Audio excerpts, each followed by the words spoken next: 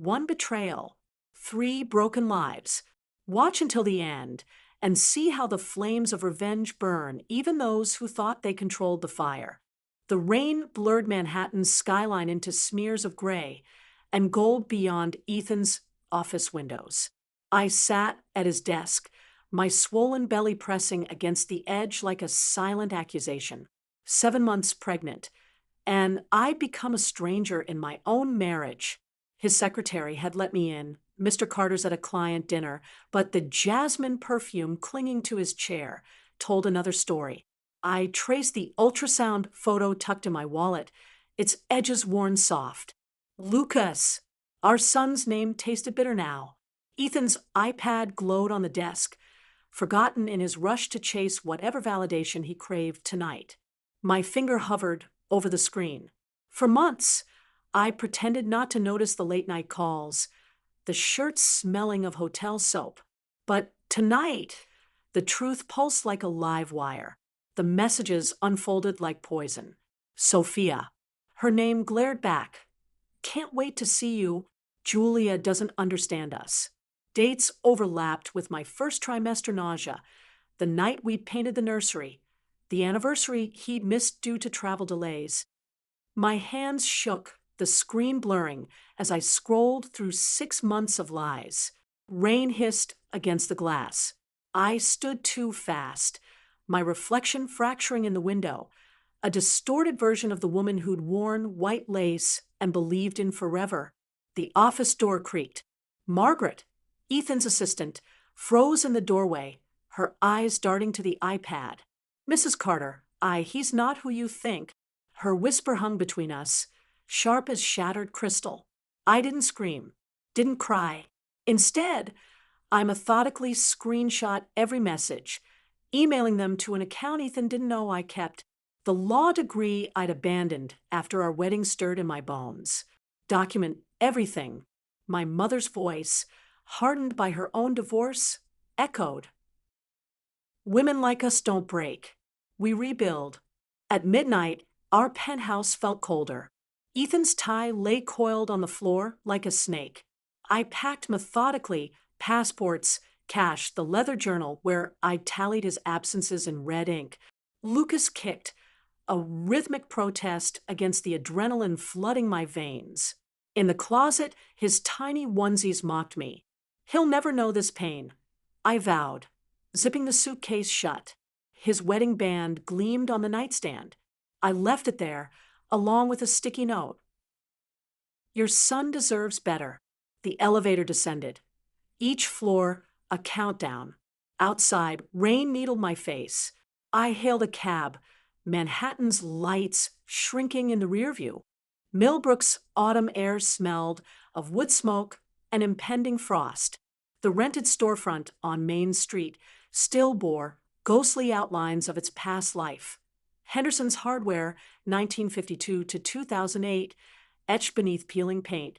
I scraped the letters away with a putty knife, each stroke erasing someone else's history to make space for my own. Lucas slept in his carrier nearby, tiny fists clenched like he sensed the gravity of beginnings. 3 weeks since I'd traded Manhattan's steel canyons for Vermont's crimson maples. The townsfolk watched through cafe windows as I hauled donated chairs inside. Whispers trailed me like fallen leaves.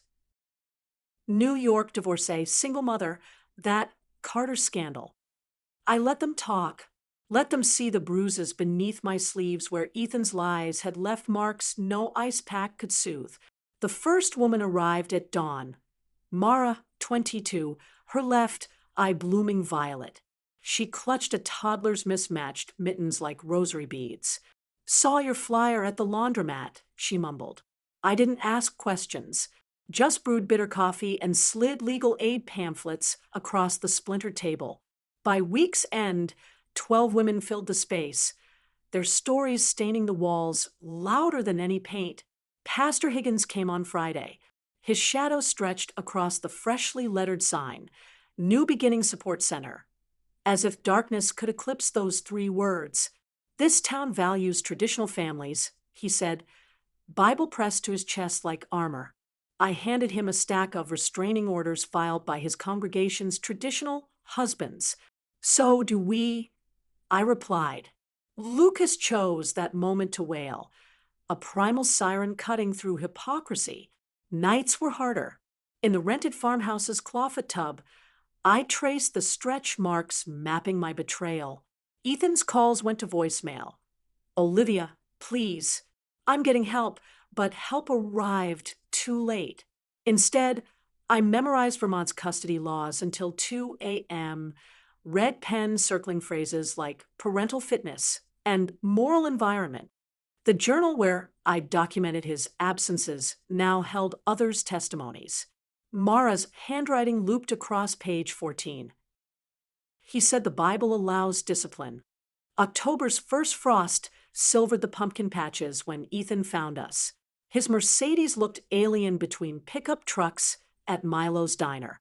You turned my son into a bargaining chip," he hissed, thrusting the custody agreement at me. Lucas cooed in his stroller, oblivious to how his gummy smile could wound. I adjusted the baby's mittens, left on right, right on left before answering. Supervised visits. Therapist present. Breach any condition. The unspoken threat hung like icicles. He signed at the counter, coffee-stained napkin as witness. Milo himself notarized it with a grunt and a shotgun propped behind the register.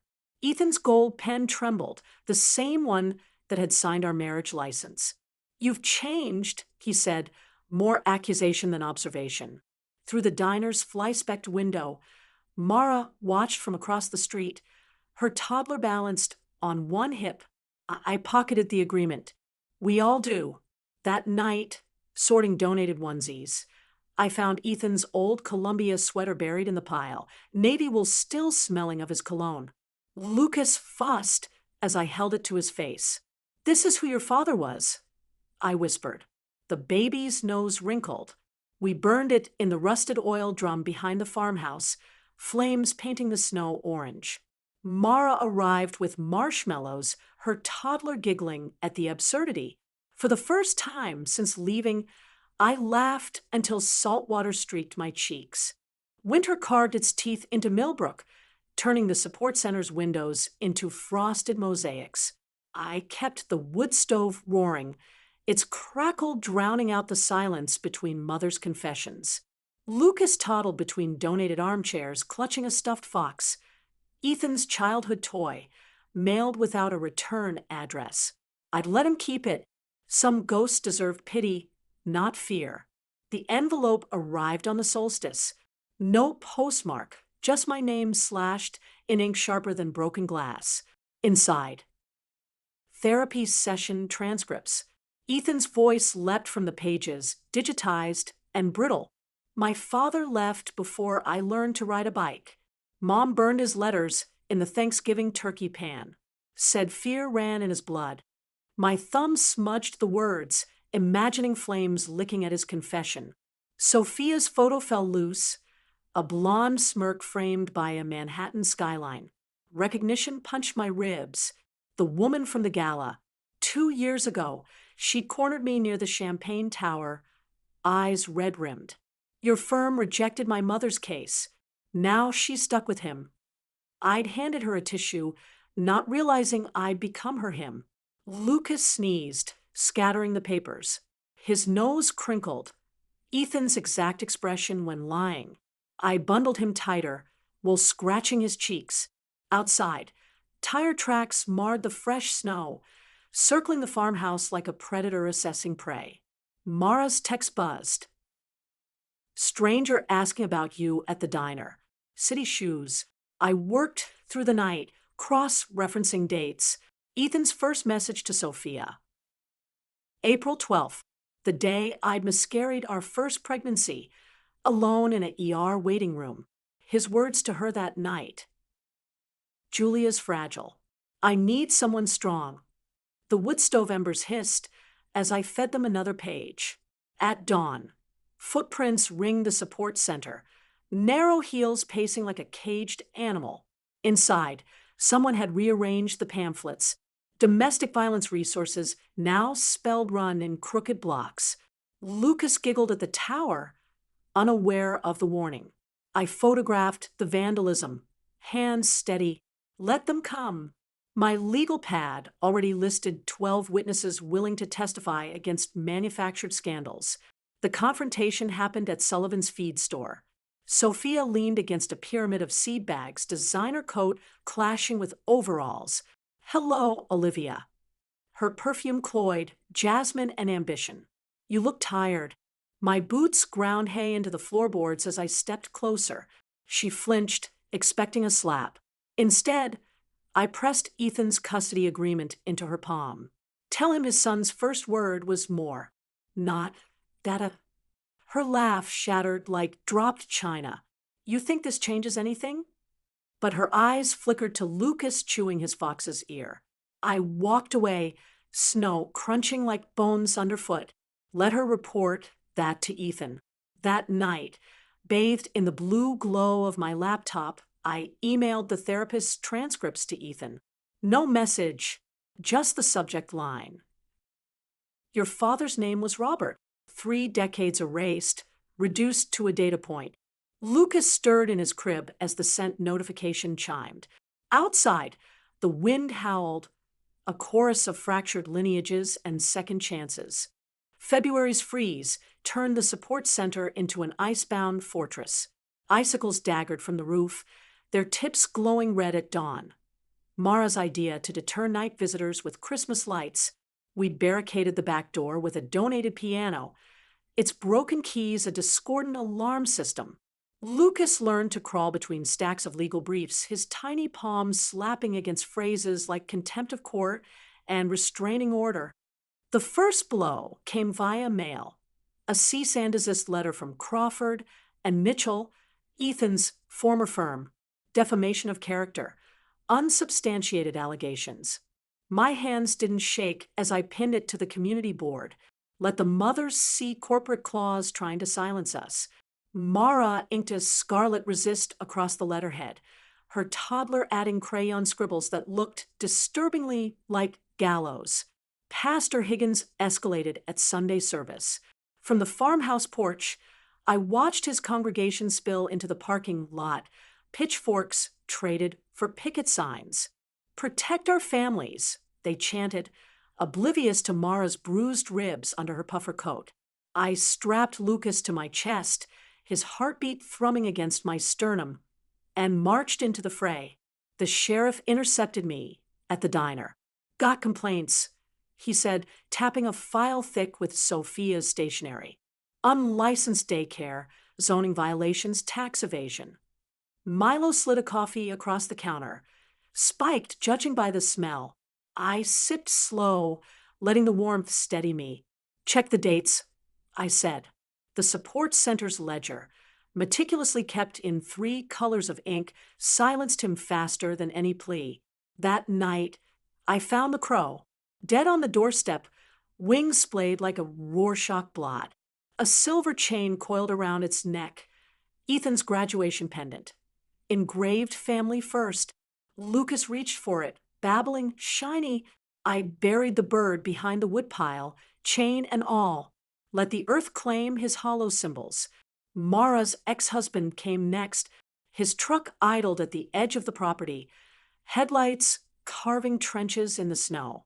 I stood sentry at Lucas's crib, a baseball bat leaning against nursing manuals.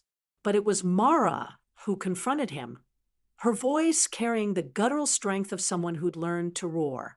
You touch us again, I'll mail your porn stash to your mama. The truck reversed so fast it fishtailed into a snowbank. We didn't call the sheriff. Some victories taste sweeter when unshared. The final assault arrived in a manila envelope, surveillance photos. Ethan entering a courthouse, me nursing Lucas on the support center's porch, Mara's son playing with a toy gun, Sophia's handwriting slithered across a sticky note.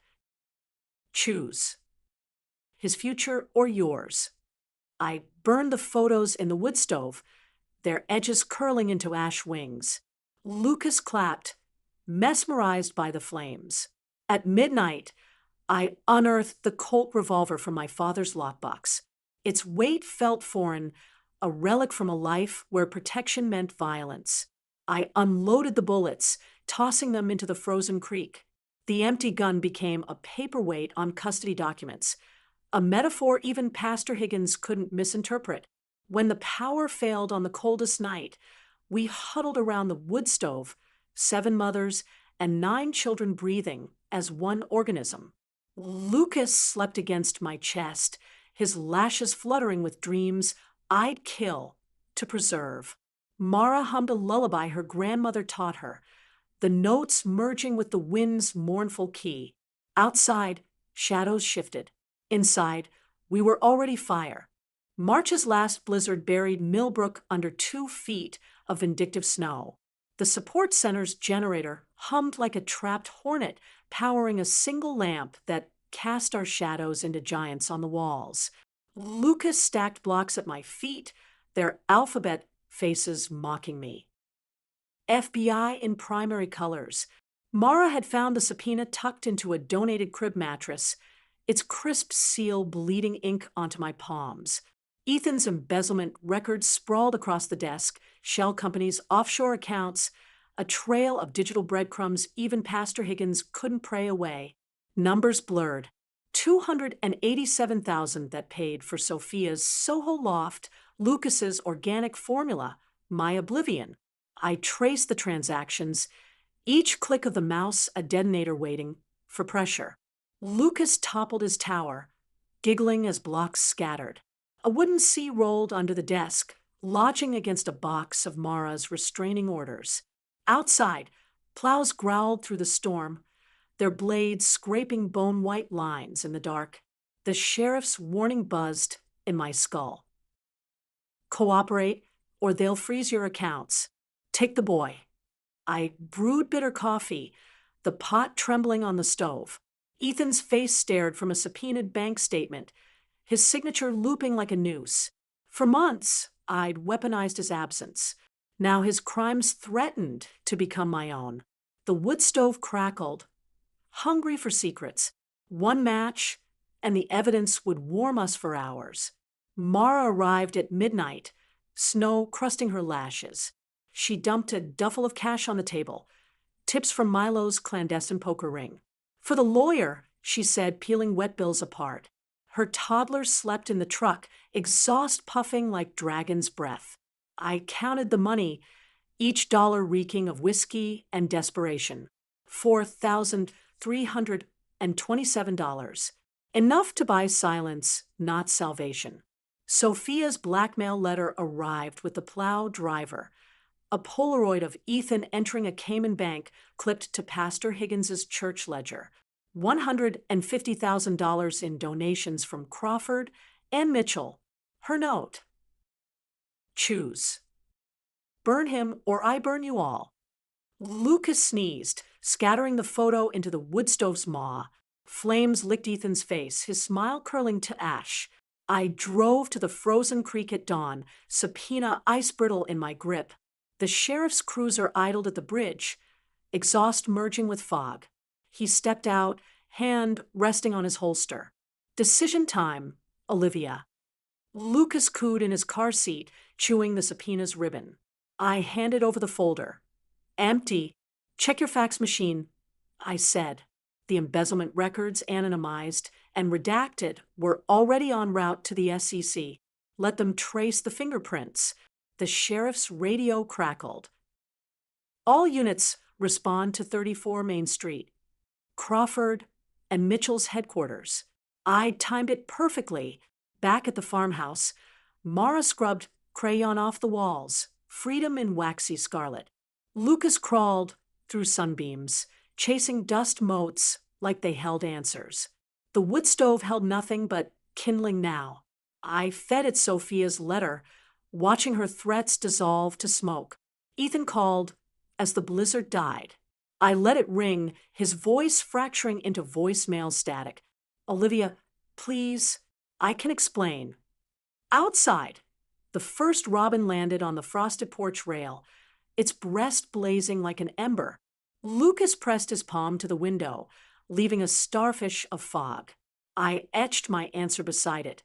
a single word in the condensation. Enough.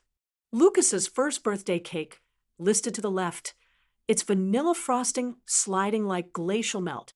We'd used Mara's hairpin to prop it up. Symbolic, she joked, though her smile faltered when the FBI vans appeared. 20 mothers and twice as many children froze mid-song.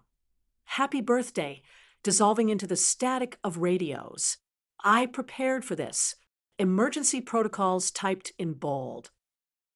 Hide financials in diaper bins. Distract toddlers with candy.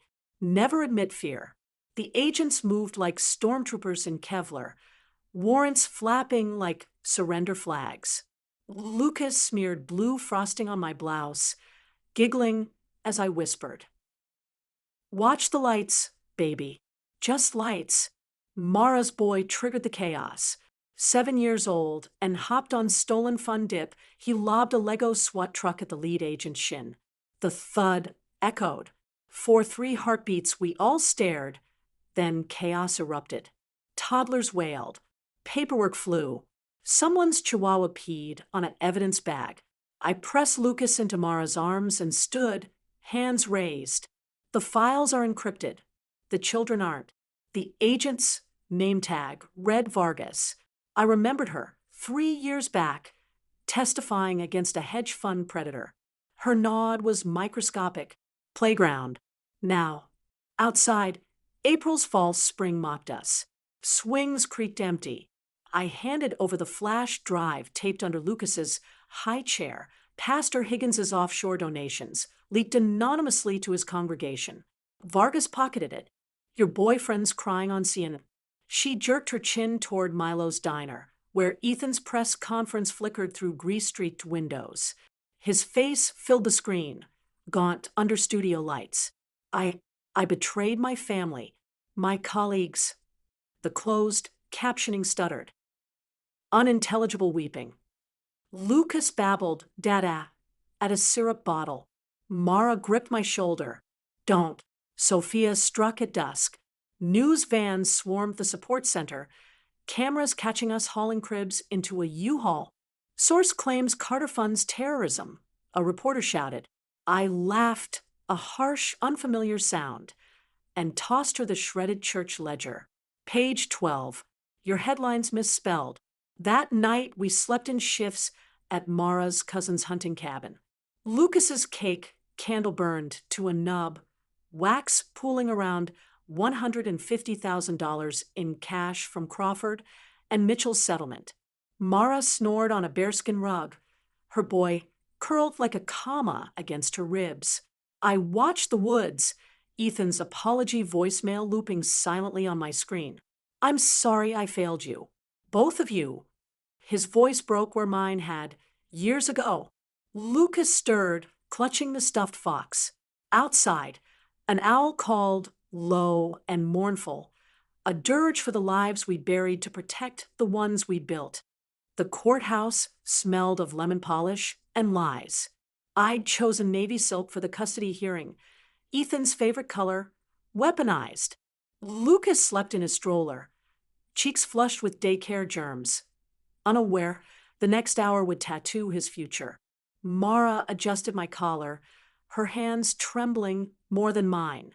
Remember, she whispered. They can't take what's already yours. The judge's bench loomed like a guillotine. Ethan's lawyer cited my radical activism, waving photos of the FBI raid as if chaos were congenital. I countered with report cards from mothers we'd sheltered, their children's grades rising like bread dough in safety. Lucas stirred, clutching his fox. Across the aisle, Ethan's empty chair gaped, its leather upholstery still dented from his last performance. The overdose call came as the bailiff swore me in. Paramedics burst through oak doors, radios screaming code words that meant rich man's folly. Ethan's assistant Margaret stood in the hallway, mascara rivers carving through foundation. Pills and scotch, she choked. He kept screaming your name, the gavel drowned her out, but not before I saw Lucas mimic her sobs, tiny face crumpling like paper. I left the hearing mid-testimony. Let them call it forfeiture. The hospital hummed with fluorescent judgment, nurses side-eyeing my heels as I demanded room. 412. Ethan's wrists were restraints, his skin the blue of vein-mapped cheese. A monitor beeped the rhythm of guilty, guilty, guilty. I pressed Lucas's newest photo into his limp hand. First haircut, curls swept into an envelope addressed to the past. Sophia intercepted me at the elevator. No designer armor today, just a moth-eaten sweater and eyes raw from crying. She thrust a USB drive into the stroller basket. His medical records. Proof it wasn't your fault. Lucas grabbed at it, drooling on Snow White's face. I let him keep the poison apple. The abandoned church on Route 9 welcomed us at twilight. Mara's cousin had texted coordinates. Safe house compromised. Vines strangled the steeple, pews rotting into abstract art. I lit emergency candles in the confessionals, their wax pooling over hymnals titled Songs for the Damned. Lucas crawled through dust motes, sneezing in the key of innocence. Midnight brought footsteps. Not Sophia's stilettos, but the clomp of Pastor Higgins's cowboy boots. He stood silhouetted in the shattered rose window, clutching a gasoline can and a Bible. You corrupted my flock, he rasped. Lucas whimpered, sensing hellfire in the air. I didn't plead, didn't run, just unzipped the diaper bag and played Mara's recording, his deacon admitting to embezzling baptism funds. The can clanged to the floor, gasoline spreading like Satan's tears. Lucas clapped, mistaking the stench for playgroup paint. We slept in the bell tower, wind howling through rusted gears. Lucas's breath warmed my neck, his curls smelling of smoke and sacramental wine. Somewhere below, Pastor Higgins sobbed into his flip phone. Somewhere beyond that, Ethan flatlined twice before dawn. The storm broke at dawn, rain slashing through the church's broken stained glass like divine shrapnel. Lucas burned against my chest, his fever a wildfire no damp cloth could smother. The gasoline scent had faded to a ghost, but Pastor Higgins's threat lingered in the moldy air. I rationed the last of the infant Tylenol, crushing pills with Mara's Zippo, mixing them with rainwater in a sacramental chalice. Lucas gagged, syrup dribbling down his chin like communion wine rejected. Sophia found us at noon, her Prius fishtailing through mud to the rotting altar. No longer Manhattan's razor-edged mistress, just a woman clutching a pediatrician's note and a thermos of bone broth. Ethan's mother sent this, she said, thrusting an envelope at me, his mother's spidery handwriting. Bring my grandson. I'll fix this. The paper smelled of Chanel No. 5 and regret. I hesitated. Margaret's text blinked on my dead phone. Ethan's in a coma. They're pushing for grandparents' rights. Lucas whimpered, his breath shallow as a hummingbird's heartbeat. Sophia didn't flinch when I pressed the Zippo to the letter. Your turn to lie, I said.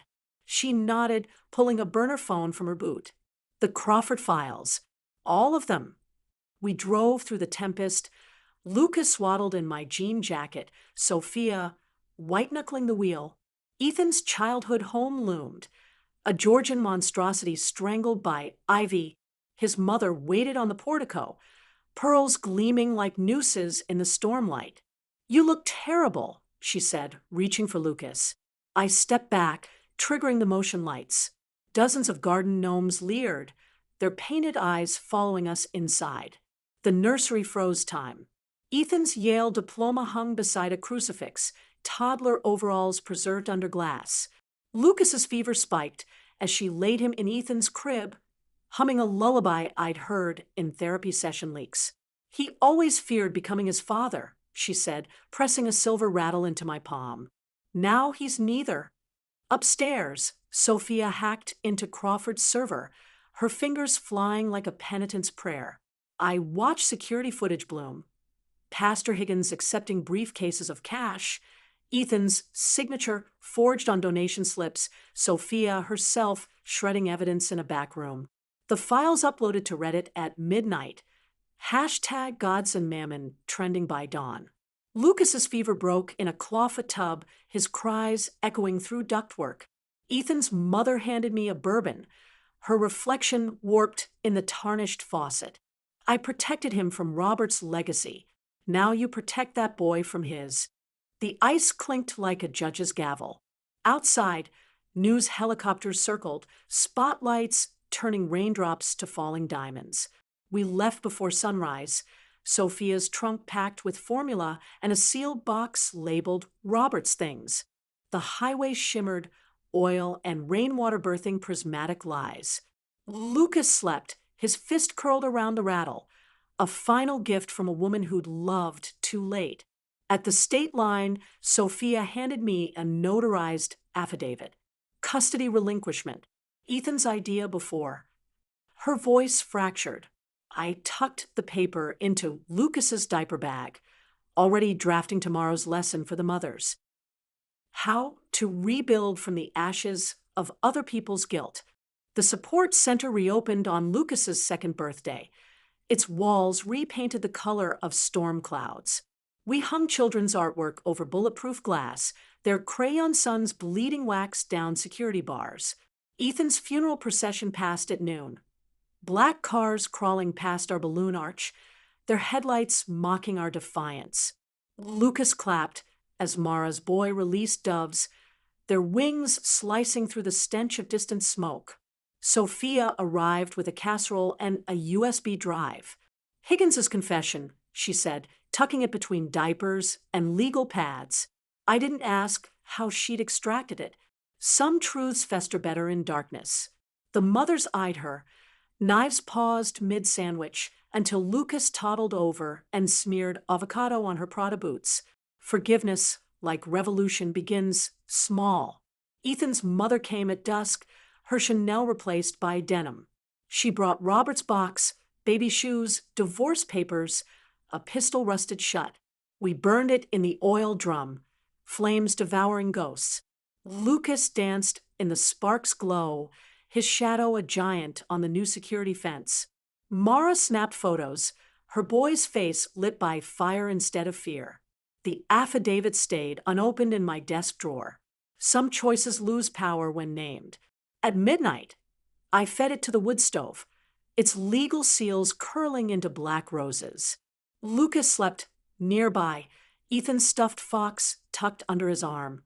Outside, a lone protester waved a family values sign, his shouts swallowed by rain. Sophia's crow arrived with the storm, same matted wings, new silver chain. For the boy, its tag read. I clipped it to Lucas's crib, a mobile of thorns and redemption. He'd decide its meaning later. We held the custody hearing via Zoom. The judge's pixelated frown no match for Lucas's laughter as he hijacked the screen. Case dismissed, she said, slamming her virtual gavel. The mothers cheered, their children painting over the word dismissed in sidewalk chalk. Ethan's final letter arrived, postmarked from rehab, the ink smudged like tear stains. Teach him to want less than I did. I tucked it into the support center's cornerstone, mortar sealing his warning under fresh cement. That night, as fireflies winked in the security camera's glare, Lucas pointed to the moon. Balloon, he declared. Mara's boy corrected him. It's a spaceship, and the mothers debated translations. I didn't settle it, let them argue orbits and escape. In the parking lot, Sophia chain-smoked with Ethan's mother. Their laughter carried the ache of women who'd loved the wrong men. Lucas chased lightning bugs, jar in hand. When he tripped, the glass shattered, releasing trapped light back into the dark.